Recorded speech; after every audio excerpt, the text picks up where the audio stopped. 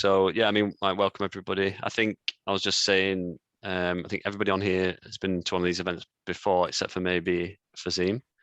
So hi Fazim. And so these events that we run on, they're called the community discussions. These are about getting together as a community and talking about how we want to move forward with the community. Also, obviously reflecting on what we've been up to and what we've done. But also thinking about plans for the future. And we kicked these off, a good few months ago now, and I think they've been quite positive in that we seem to have developed a kind of a core group of 4 or 5 people who are involved and engaged with the community and helping us to kind of plan and make things happen for the future.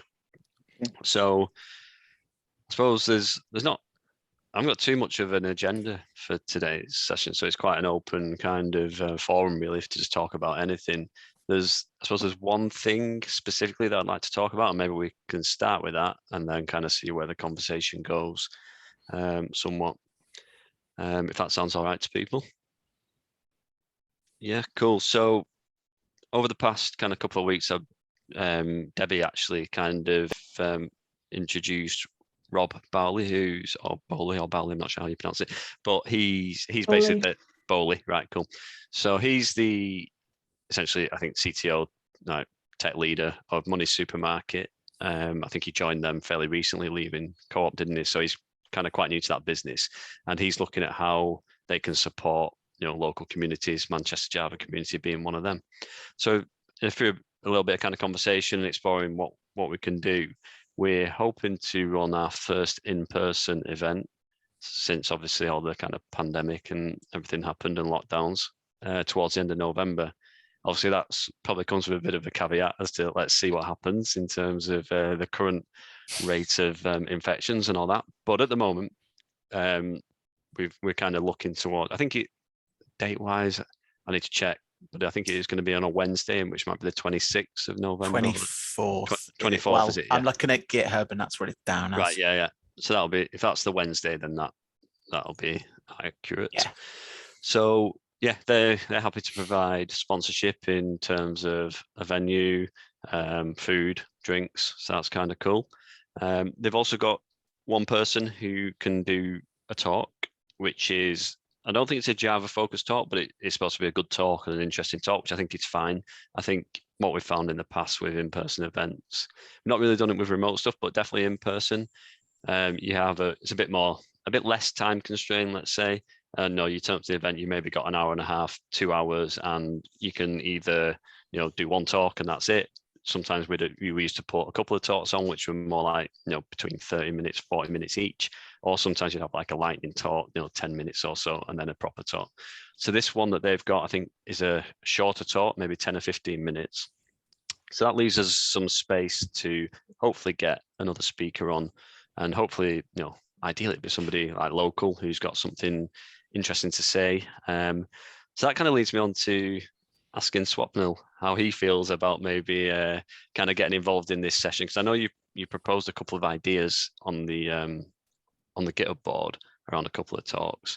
So yeah, I was wondering if that's something that would interest you. Obviously, there's no pressure, but if it is, maybe we could work towards that. When in November exactly it would be? Yes, I think John was just mentioning 24th. Wednesday the 24th. Yeah, Wednesday the 24th of November. Okay, let me. Yeah, there's no rush. Back to you. Yeah. Like in a week's time, I'll prepare something just to see if that sounds interesting. Okay. And then if it is fine, then yeah, why not? Yeah, because I suppose the other kind of, I mean, that's great, and like I said, there's no kind of ultimate pressure. If you can't do it, that's fine. We'll kind of broaden, I suppose, the reach. But I thought I'd kind of offer you that opportunity first, just because you've already expressed an interest. But I think failing, if you weren't to be able to do it, we'd probably, I suppose, we would email, send out an email to the community asking if there's any speakers who'd like to kind of do something. I kind of take it from there, really. Try and find somebody, but I think it feels like the event is going to happen. So if it's yourself, that's great, and we really appreciate that. If not, we'll have to put a bit of kind of thinking into who we can get on. So that's kind of exciting. The idea of kind of getting back in person. So that'll be cool.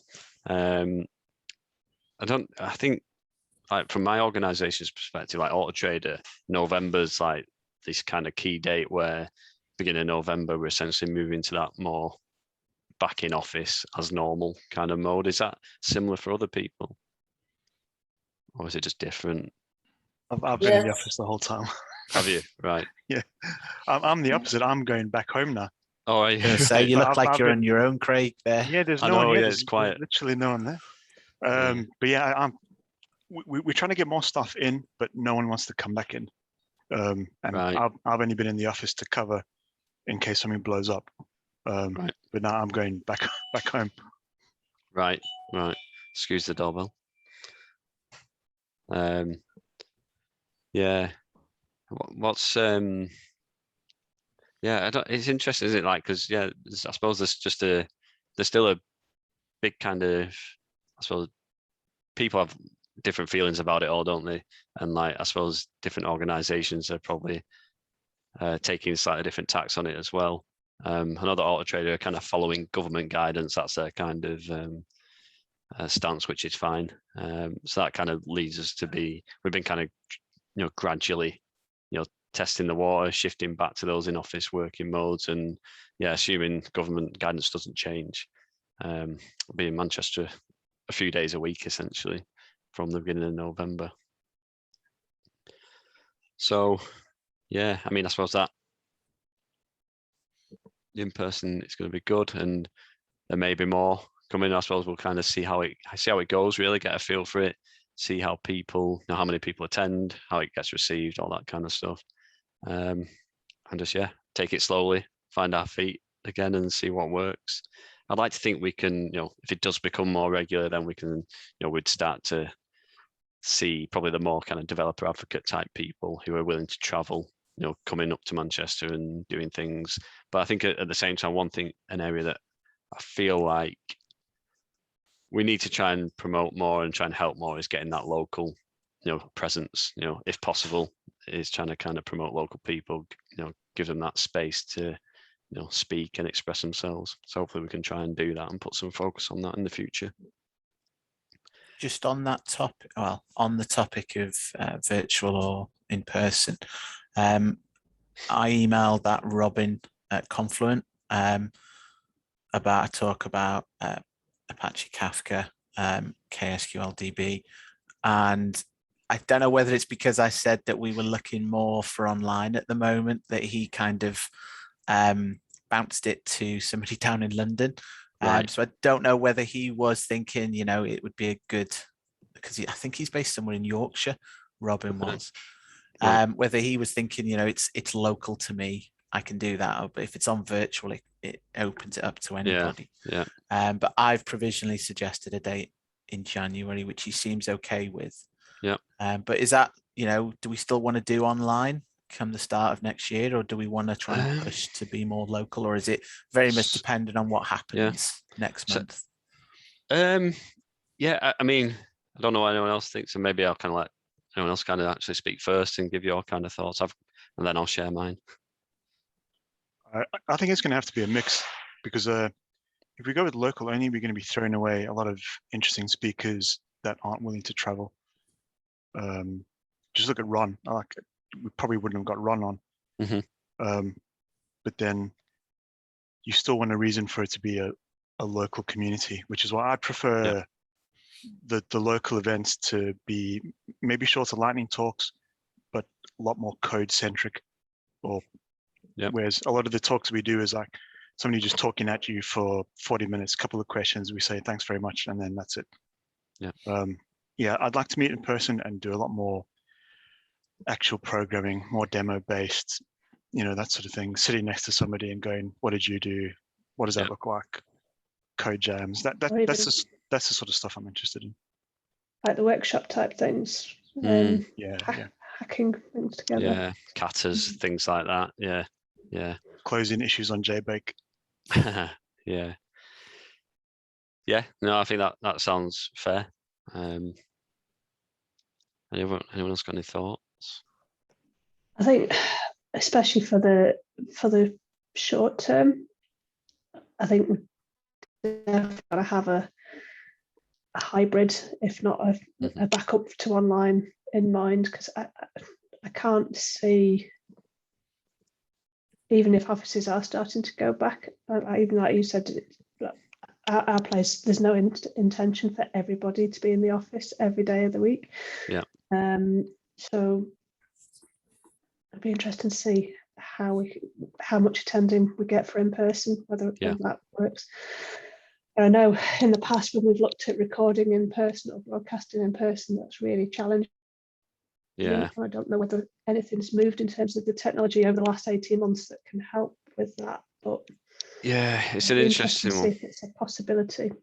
Yeah, no, totally agree. Yeah, I think I agree with both of you, to be honest. I think there's, and even in the longer term, I feel like there's maybe just a place for us to do the fully remote talks, sessions, and the in-person.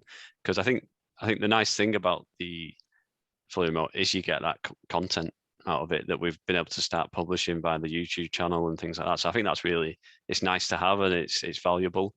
And that reach that kind of, I suppose Craig mentioned, being able to get speakers who are just out of reach otherwise to come to the Java community and talk is kind of nice. But at the same time, yeah, I love the in-person events, and yeah, maybe there is an element of optimizing for being in person and choosing the types of events that are a bit more, interactive, hands-on, practical, might make sense. Or even just like as a step for speakers to kind of try things out, because I suppose that global kind of online stage may be a bit more scary than the in-person, but then I don't know. So yeah, that's a good point, yeah. because I'd probably feel more inclined to give a 10-minute talk on what I'd probably consider a load of bollocks, but I know it wouldn't be recorded and it wouldn't be on YouTube. So I don't mind feeling stupid at the best of times, but it's a bit different when it's recorded and people poking fun at you online forever and ever. So if you met in person, you could give like a 15-minute talk about something, do a bit of programming afterwards. We need some viewers before people can make the fun out of you, though. So one day we'll have some viewers, and that might be a nice problem to have. When we post on Reddit, we get a lot of views off the back of that, and there's a lot of good feedback based on that. Yeah. So it's just continually growing that, I think. And it's like, Manchester Java community is an interesting place to go and do a talk. Yeah. So it's like I was saying to John, do the very popular stuff like, the Spring, the Quarkus, what's new in Java 21, but also bring in niche people that you wouldn't normally speak to, who are probably very interesting to speak to, but you're probably only going to get like 10 attendees. Yeah. So there's an interesting angle on this that has kind of occurred to me. So obviously, in general, speakers, like you get them to your community and they do their conference talk that they've been maybe kind of delivering all over the place for a while. But actually, like from our perspective, like, we could do that online and that'd be fine. But in terms of the content, it's quite often just a repeat of what's already out there, just being published by another community. And a lot of these kind of, I suppose, dev advocate speakers, they also are very good at just, doing more hands-on things like workshops. So, getting these people to Manchester and asking them to kind of take a slightly different tack on it than doing a talk, and more doing a hands-on kind of couple of hours thing about that topic that they were going to talk about, but making it more practical might be a nice way to still get people to travel to us, but give us something a bit more hands-on and a bit more, I suppose, practical in nature. Yeah, and for me as well, the developer advocates and some of the other people, they normally come with a bit of an angle. They've got something that they might want to sell, or so it's always a sort of a biased perspective where. Yeah. So and like you say, if you've been to some of the other jugs, you've probably seen the talk already. So I'll normally have seen people on here like a couple of months ago that they've been to, I don't know, Barcelona or somewhere else, virtual jug, or I think I've seen the same talk about 5 times now about JReleaser. I've seen Helen give the same talk about 4 or 5 times.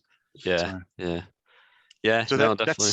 That's not really interesting content to post on Twitter and Reddit and those sort of places, because people have seen that already. Yeah. So you sort of want the niche stuff, like, bringing somebody on to talk about Loom internals or ZGC or Shenandoah. Yeah. That sort of stuff. But that's what interests me anyway. Yeah. No, I think you're right. Like the topics that have created or generated that interest in, the video and essentially then our community have been those more kind of specific niche kind of topics rather than the generic, can you build a Quarkus app or that kind of stuff. So yeah, you're right. I think it's easy to record and publish anything. So anything we kind of do remotely, we can just still do that because it's easy to do. But yeah, thinking about some of these kind of areas, like the one with Monica Beckwith, again, that was kind of quite specific and new and fresh, and I think that kind of had a similar kind of effect in terms of interest. There was Nikolai Parlog, that was kind of interesting because he is quite a unique take on a problem and problems with like the Java language and how you might solve them. But yeah, the more generic ones probably just, if I was to look at the stats now, I'd imagine the views are kind of disproportionately in favor of those more specific niche topics, which it is something we should try and kind of push a bit more and explore a bit more and reach out to people and ask them to join us in those areas. I suppose though, having all that content on YouTube and showing we have got a platform helps attract more. Yeah. That the others. Yeah. So we're going, oh, there's a like the talk with Ron did really well on YouTube. Yeah. Talk with Nikolai did really well on YouTube.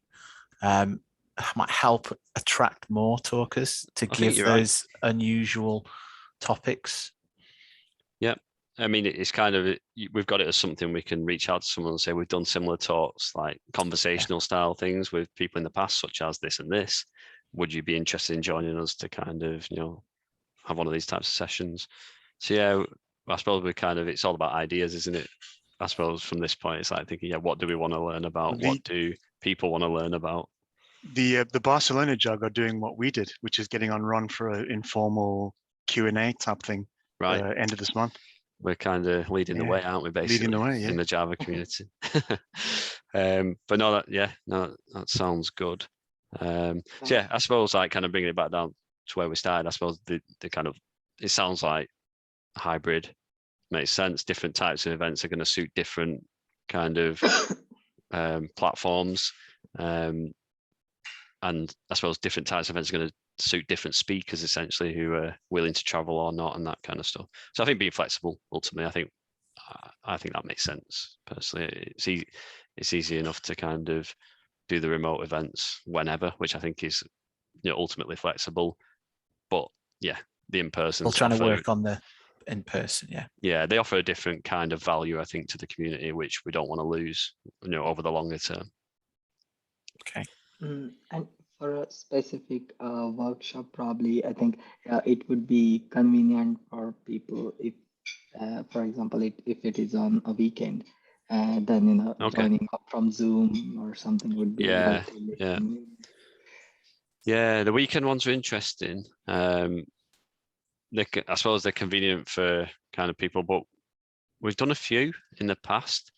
The uptake has never been, but I mean, to be honest with the kind of hands-on ones, we never really had huge numbers anyway, but we're always talking around 10 people, 20 people at the most, I would say, we've ever got to the more hands-on events, which is actually quite a nice number, to be honest. Like if you were any more than like 15, 20, it starts to get kind of tricky to manage and stuff.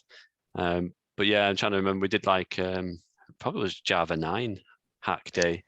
Yeah, Was we it did a Debbie? Java 9 hack day. I think we had 4 people at that, over and above the organisers. And then there was another, we did an Adopt JSR hack day one, which I think got a few more. Yeah. And the other weekend one we did was when Heather Van Cura came across. Oh yeah, yeah. That was more of a talk though. That was a Saturday. Yeah. That was probably the best attended of them all. But I get it's a big name coming. So I suppose ultimately it depends on how much time you need as well. So like I think like if it was a kata, maybe an hour and a half to 2 hours in an evening isn't so bad. If it was a more of a kind of full-fledged kind of workshop, then if you stretch into like 4 hours or something like that, then that doesn't really work in an evening. So maybe that kind of thing is better suited to a weekend. Yeah, I mean, I Challenge with think, weekends is often venues, getting somewhere to, yeah, to true, host. That we've true. always struggled with that. Yeah, very true. Have Like we the- ever, sorry, Sorry. have we ever done anything that's like shared with other meetup groups? So to try and get the numbers up, so speaking to, say, I don't know, the JavaScript group or a TypeScript group and saying, look, Right. we're interested in a general hack day, but getting a couple of groups together to sort of knock the numbers up to warrant getting a venue on a Saturday. That's a good thought. We Yeah. haven't specifically, other than the unconference. We had some support from the other jugs in the country. Yeah, but I mean, obviously there's plenty of tech groups in Northwest. Are any of the rest of you in the Slack channels for that? Or do you need me to try and get invites to for that? Tech Northwest, I think I have been at some point. But yeah, I haven't kind of, I'm not logged into it for a long time, so I've not really kind of been following it, to be honest. But yeah, I think you're right. Like the main, I suppose, broader reach in terms of events we've done has been JMank, which has kind of got people, people have come to that who probably faces I'd not seen before, and have kind of mainly just because it was a different format, maybe on a weekend, and they preferred the more conversational kind of unconference structure. But yeah, I don't think we've not really done any collaborations with other groups in the past, but it sounds like a reasonable kind of idea. It's just to get the numbers up, and maybe also cross-pollination of ideas from different languages.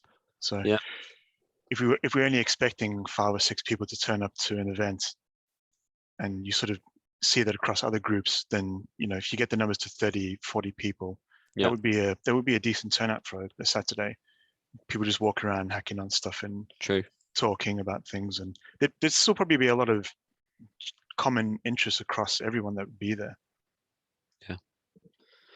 Yeah. I mean, it doesn't sound like a bad idea to me. It probably just needs a bit of kind of thinking, and then somebody to start asking a few questions and speaking to people around it, really. So I think it's like anything, isn't it? Like with any of these ideas, the hardest thing is making them happen. But yeah, I'm open to that. I think it sounds reasonable. I was going to say, I think in terms of like katas, for me, they're kind of probably the lowest hanging fruit in terms of in-person practical events. I've been running them in work over the past few months remotely. It's been working quite well, to be honest. We're like did it in an interesting kind of useful structure where like you just get people turn up, then we would randomly allocate small groups into breakout rooms, and then they just work together as a 2 or a 3 and pair or mob on things. And obviously the content is available online. I've got some simple starter projects that you can give people, like a Java-based one that they can just kind of get going really quickly. So that's something that I'm happy to kind of, what if we feel like in person we're ready to start doing more of that, maybe that's a kind of an easy starting point to test the water for a more practical event, is do a kata, on some kind of topic. Doesn't really matter what it is, we can kind of come up with ideas on I'm up for that. Yeah, no, they're usually fun, to be honest. There's not been an in-person like practical event that I've not enjoyed, to be honest. You're always, even if it's 4 people, you have fun and you get stuff out of it. Swapnil. So what is kata? Oh, right. Yeah. It's interesting. Someone was asking me this at work as well today. So a kata is essentially, it's a way of, I suppose, deliberately kind of practicing a technique or a skill and repeatedly kind of, a kata is the idea of repeating that practice over and over again so that you get better at it. So an example would be, we want to improve our test-driven development skills. So what you do is you'd find a kata, which is like an exercise that helps you do that.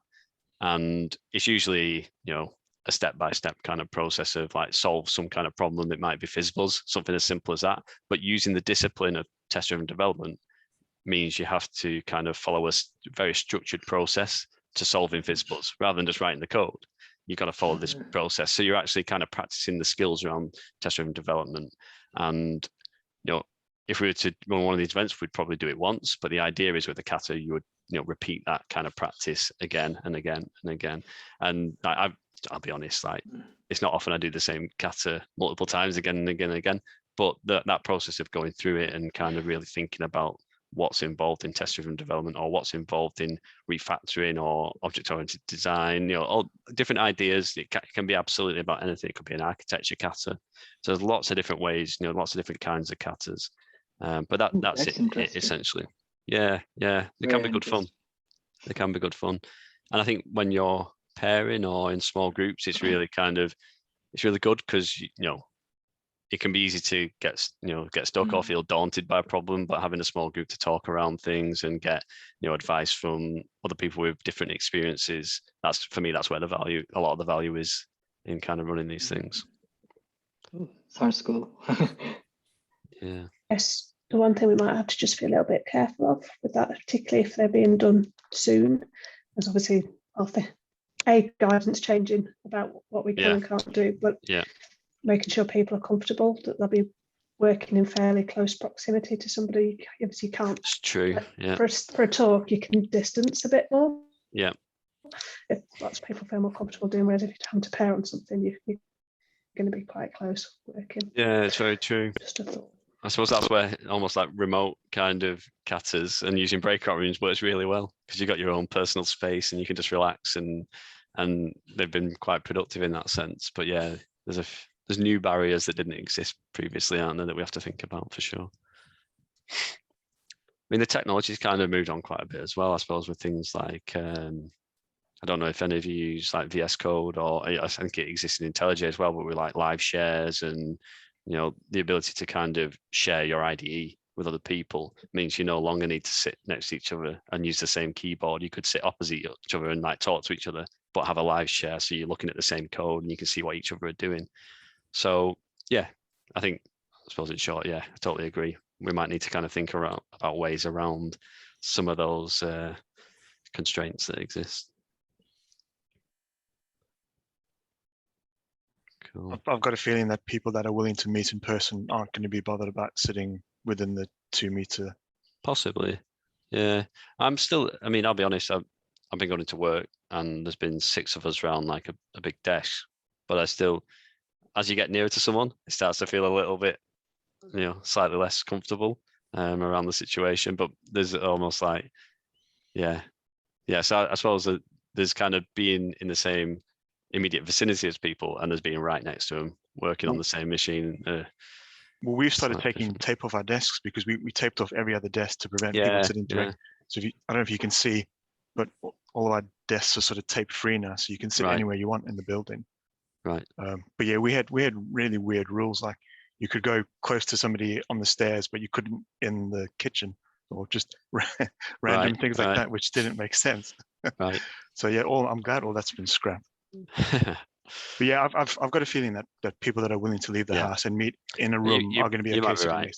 Yeah, if somebody's kind of concerned about the in-person things, it's more than likely they won't turn up to the in-person event. But I think we just need to kind of be inclusive at the events and like try and think about how we make it safe for those who do turn up, who want to be there, because like that in-person interaction, people need it, don't they? And that's probably why they want to be there, but they might not be quite ready to be right next to somebody.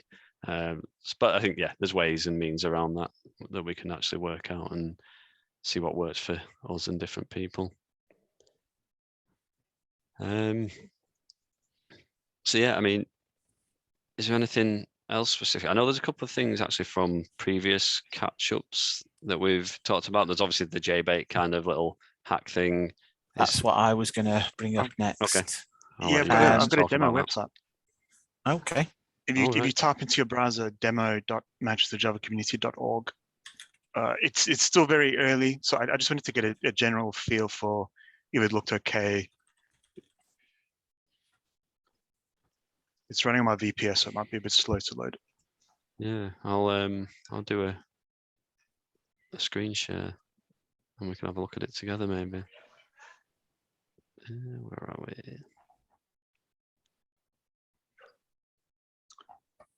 Could you share the URL here? So It can was you- more about the colors and the general layout, and then yeah. if people are okay with that, then I'll carry on and sort of get Yeah. it done in the next week or so. Yeah, I mean, it's a great start. I think like let's go with it, get something up and running. So like for anybody's context who doesn't kind of know what this is about, we've got a new domain, which is we've got like our content hosted on GitHub pages, and I think what Craig and Jonathan have been doing is moving this towards using JBake as the static site generator.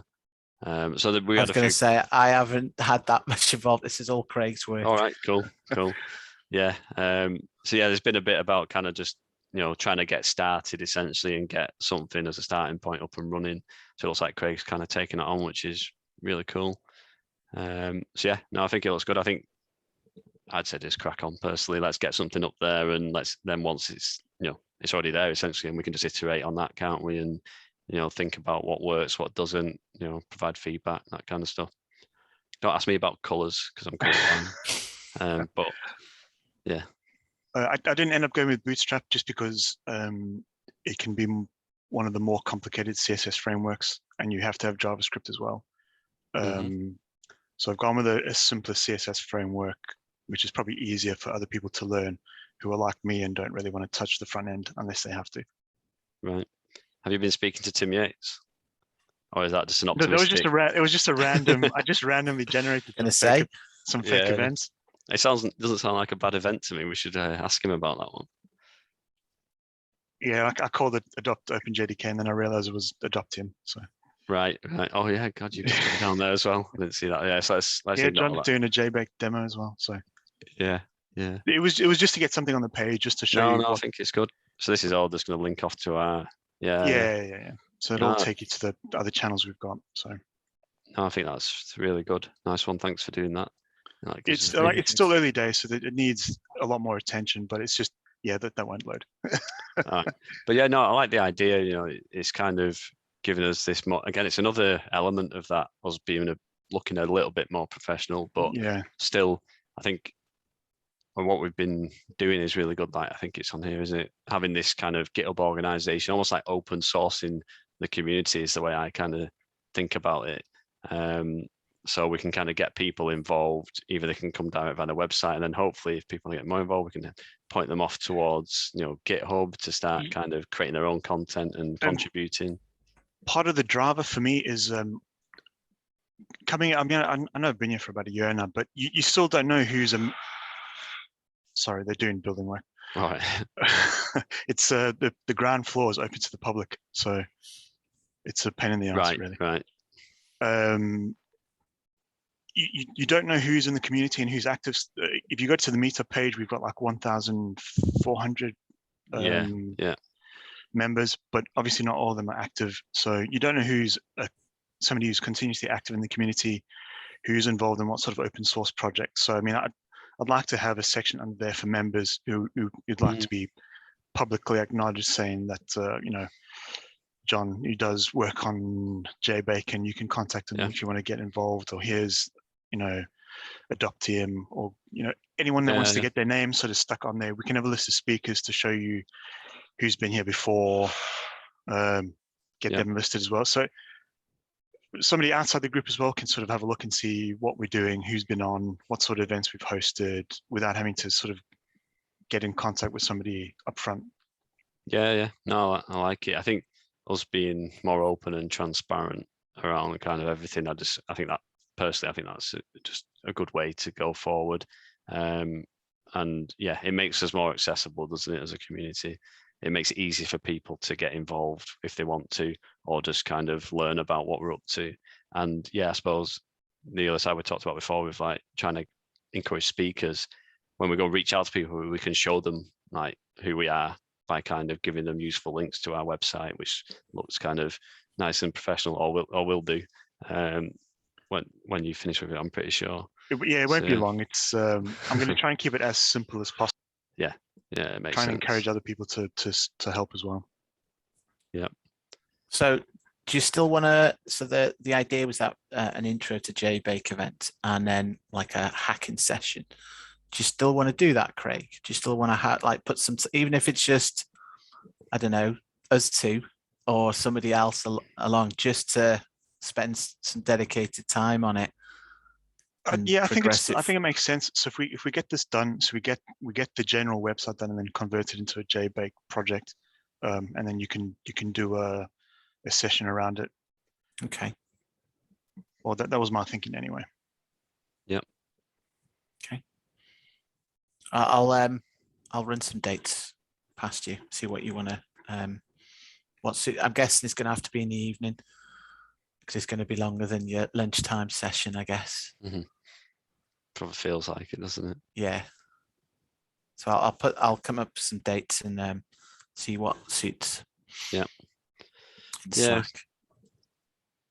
So I suppose the other kind of event we've kind of been floating around for a while and we've not acted on yet was the more kind of conversational, Java community, what's happening in the Java world kind of session where maybe there's like 3 or 4 of us who just kind of get on a call, talk about the latest happenings around kind of Java. So we talked about it a few times, and I think there are a couple of us at least who are interested and keen on that. I think me and Jonathan. Is that something anyone else kind of would be interested in kind of getting involved in? Should we do it? Does it feel like a good thing to do? And there's a couple of other events I know or podcasts and stuff that are happening that are similar. Is there a space for us? Do we care if there's a space for us or not? Should we just go ahead and do what, because we want to, because we think it'll be fun? So there's a few questions there, but yeah, I just wonder what people think. I think things like these have a tendency to start off like this, just a couple of people doing something that they think are interesting, and nobody else will want to watch this because it's a load of rubbish. And then you realize that there are loads of people that do want to watch this. Yeah. So maybe it's just a case of it naturally evolving from something and turning into something else later on, and just seeing who's interested in turning up. Yeah. So I think like maybe we just kind of try it out one time and just kind of put something in the calendar. I like the idea of the using the JVM lunch kind of branding for it, I suppose. It's got a nice feel to it. It's your lunch hour. We do a JVM lunch session. We talk about some Java stuff. It's very kind of time constrained because it's your lunch hour. We spend like 30 minutes probably. You probably won't even do the full hour because actually, I imagine we can waffle for as long as we want, to be honest. But but you know what I mean? Like, kind of keep it nice and concise if we can.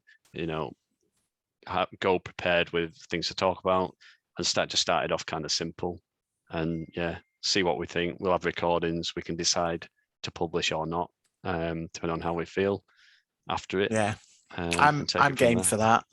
I was thinking then. Along the lines of we said earlier that like the Loom talk, which was something different we hadn't done before. Yeah. Maybe, a JVM lunch where you have that more informal. I suppose it's like what we did with Jim Goff, where it was a little less unstructured, but you just talk to somebody. And I suppose I really like them. Yeah. And I think that went down really well. I don't know about everyone else, but I found that really useful. Maybe we can link that whole idea of what we did with Ron, not strictly a Q&A, maybe a bit of structure to it, but just I suppose I'm kind of remembering what the Java Council did, the podcast that they did, where they had a guest on later on in the series where they talk about, if it's somebody from the Eclipse collections project, it would be very themed around that conversation. Right. Makes sense. But they could still, they were still involved in talking about what's the latest happenings in the JVM space, what's the latest news.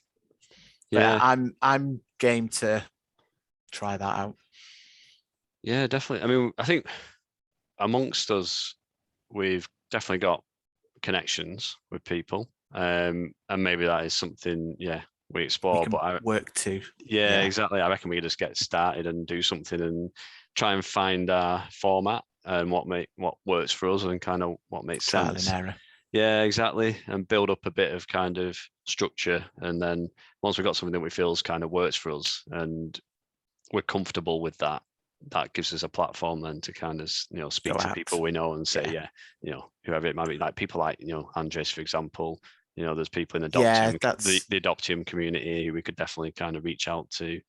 There's so many people ultimately, isn't there, that we could kind of reach out to and help.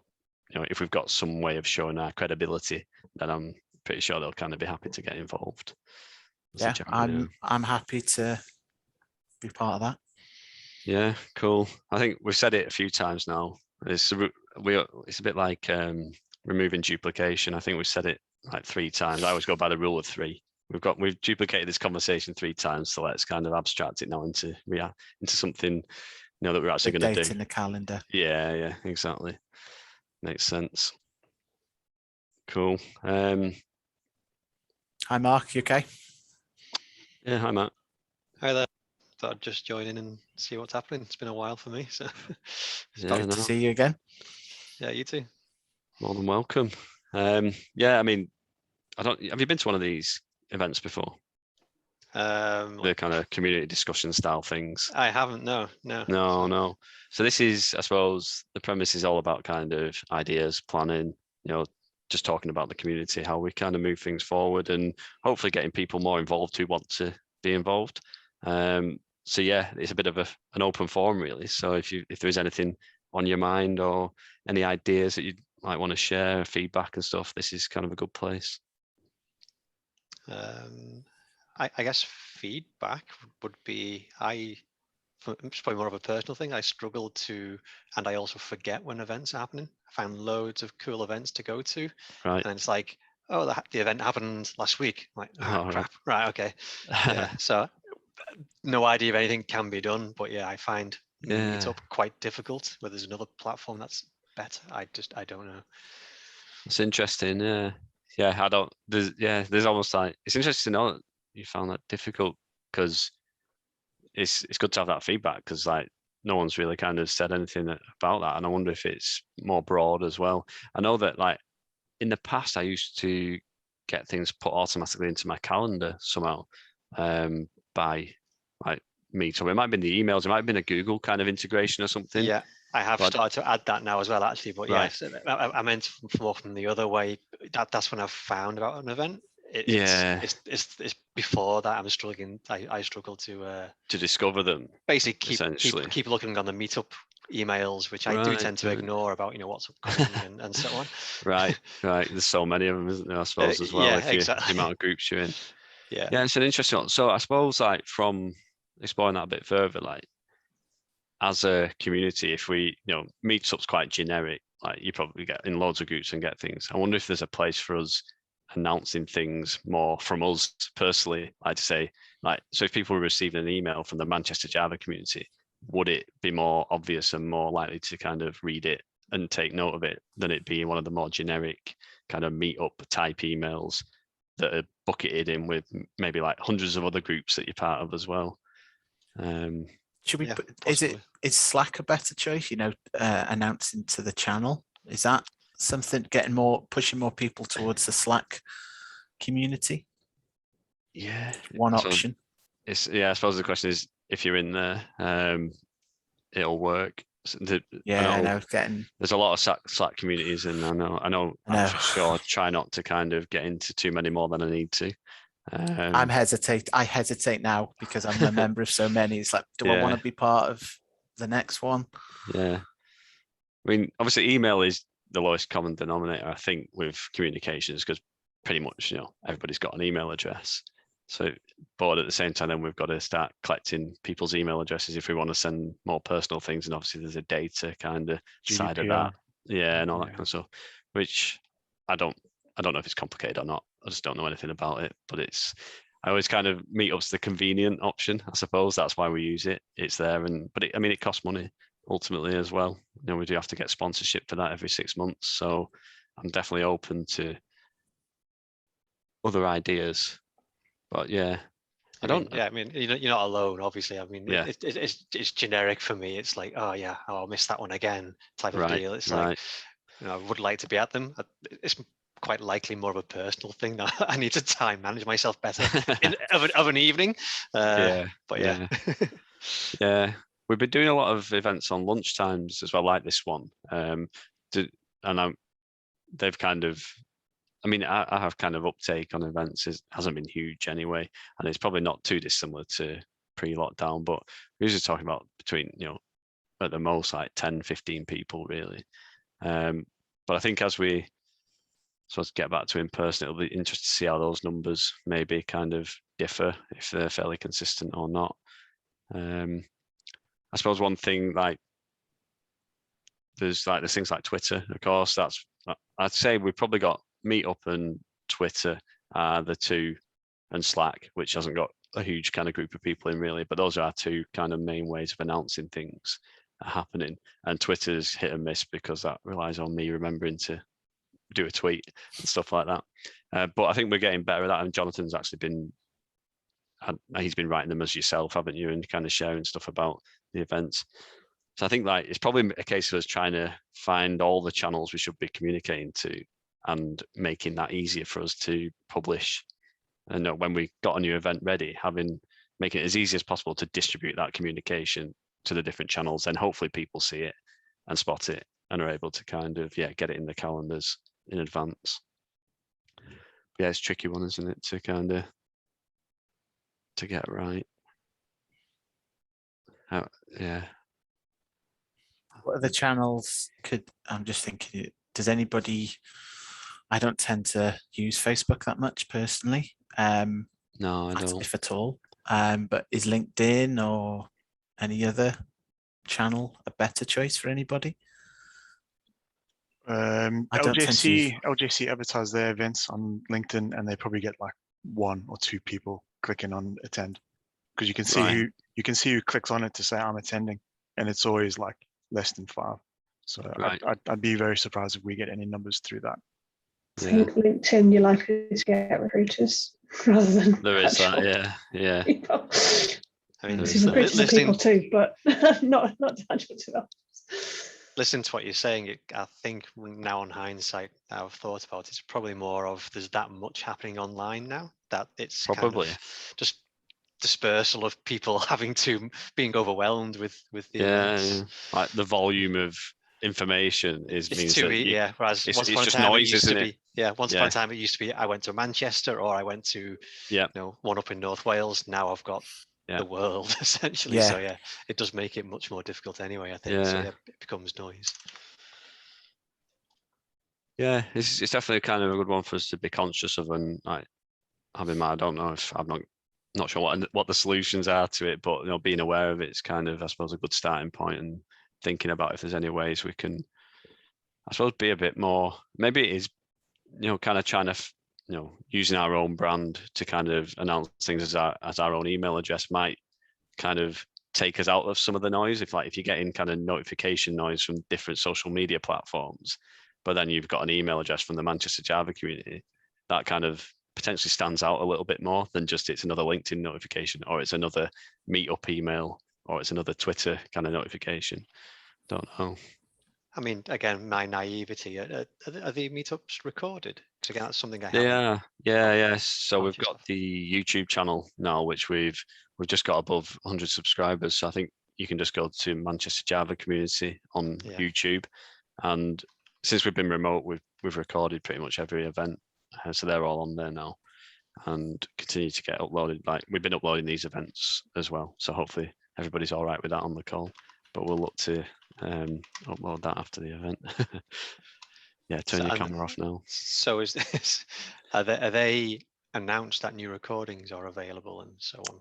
Maybe so if you subscribe, I think I don't know how YouTube works. It probably depends on your notification settings. You can probably get notifications when new things for different channels get announced or get published. I think you've got to click on the notification alert to get told that there's new content. Right. Yeah, to have something like push onto your phone. Or something. Do you? Right. But then you got to watch out, because then you can get like death by alerts, because you get like more noise, isn't it? Yeah. Every hour there's like a new upload, so you end up turning most of that off, really. See you later, Debbie. Good to see you. Good to see you again. Yeah. Maybe- Just to let you know, Mark, there's we talked about it earlier. There's we're trying to arrange a talk in the I'm trying to remember to get it the right way. The Money Supermarket Money office. Supermarket, yeah. Okay. For in end of November.